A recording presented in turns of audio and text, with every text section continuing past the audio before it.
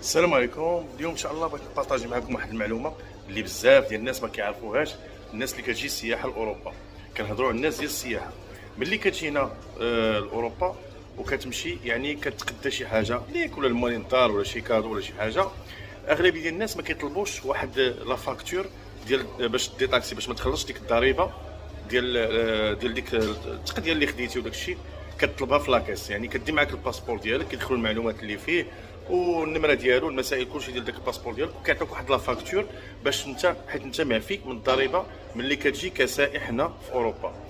وملي كتاخذ ديك يعني ديك لا فاكتور الفاتوره من لاكاس بطبيعه الحال اللي فيها المعلومات ديالك ديال الباسبور وداك الشيء، كتجيبها للمطار. كاين واحد لي زاباراي كتسكاني فيهم هذوك هذا ديك الورقه اللي كيعطيوك.